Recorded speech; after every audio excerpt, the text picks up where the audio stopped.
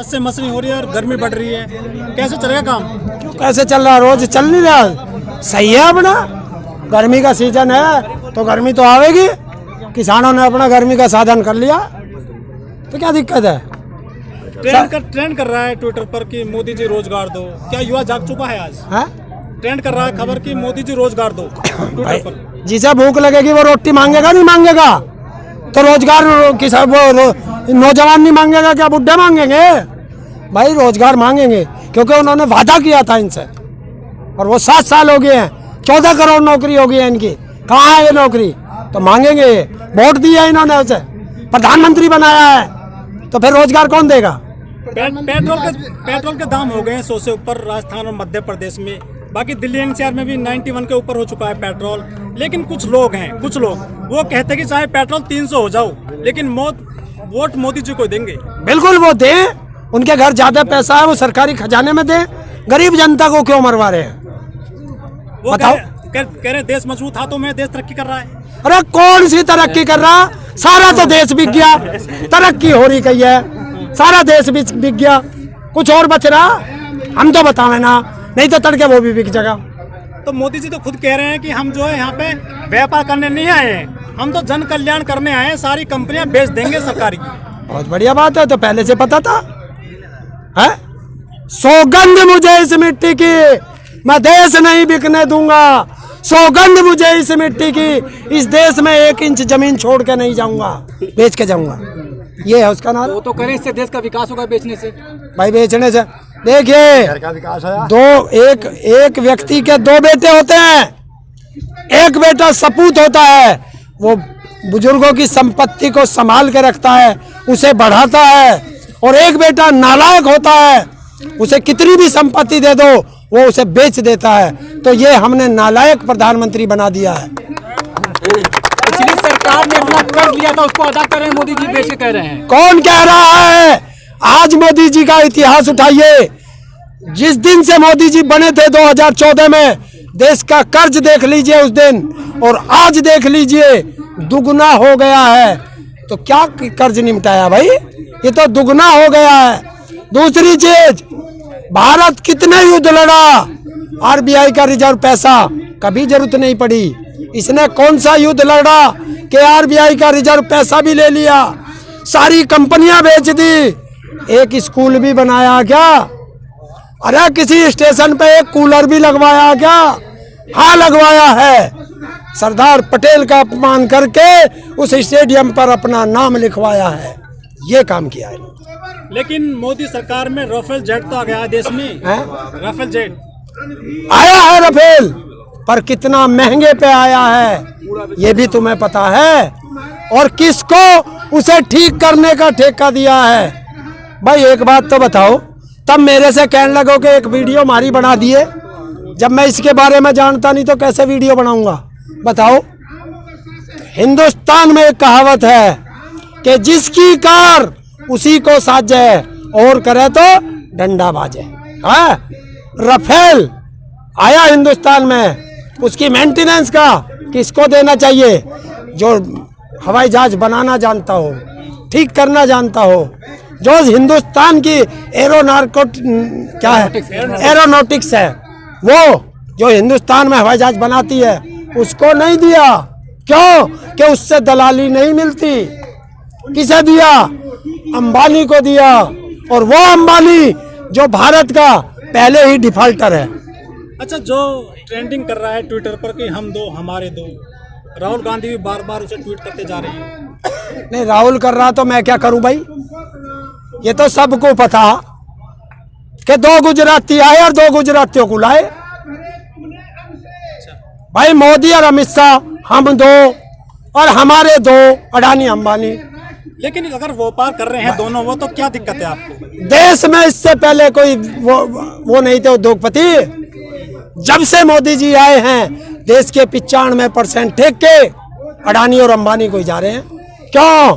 कि चुनाव में पैसा कौन देता है, हवाई जहाज कौन देता है, हेलीकॉप्टर कौन देता है, कई हजार करोड़ की रैली अरेंजमेंट कौन करता है, और बताऊं कि टेलीविजन पर एजेंडा सेट कौन करता है, और तुम्हारे इस पे बैन कौन लगवा रहा है ये सब देख लेना। हरेंद्र जी, जो एबीपी के एक न्यूज चैनल है, हाँ। उसके पत्रकार ने अपनी नौकरी छोड़ दी क्योंकि उसने किसानों की खबर दिखाई थी। क्या पत्रकारिता करना मुश्किल हो गया है? नहीं, पहले आप सही रखिए, खबर दिखाने पे नहीं छोड़ी है उसने। मैं कल वहीं था, मेरे सामने माइक फेंका उसने, वो अपने डिग्रियां वहीं फेंक के मारी है। एबीपी न्यूज का रक्षित सिंह है, बिजनौर का लड़का, उसने कहा है कि मुझे यहाँ भेजा गया था रिपोर्टिंग करने के लिए और ऊपर से एजेंडा साफ करके भेजा है कि इस रैली को फ्लॉप रैली दिखाना है। नहीं, वो वहाँ थी भैंसा गांव में, भैंसा गांव मेरठ में, उसको फ्लॉप दिखाना था क्योंकि मुझे भी बुलाया था मेरे गांव वालों ने कि हमें इस रैली में लेके चलेंगे। क्या पत्रकार कहने से काम कर रहे हैं, दबाव में काम कर रहे हैं? पत्रकार तो निष्पक्ष नहीं हो रही क्या? एक देखिए, जो पत्रकार सही है या तो उसे उनके तलवे चाटने पड़ेंगे या नौकरी छोड़नी पड़ेगी, क्योंकि ये सरकार का एजेंडा है। दबाव में काम कर रहे हैं पत्रकार? बिल्कुल दबाव में है, सब पत्रकार दबाव में है।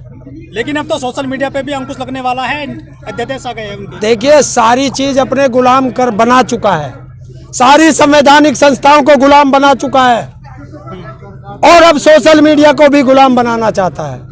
क्यों? क्योंकि वो एजेंडा वहां सेट करता है कि आज किसानों की बात नहीं दिखानी, पाकिस्तान दिखाना है।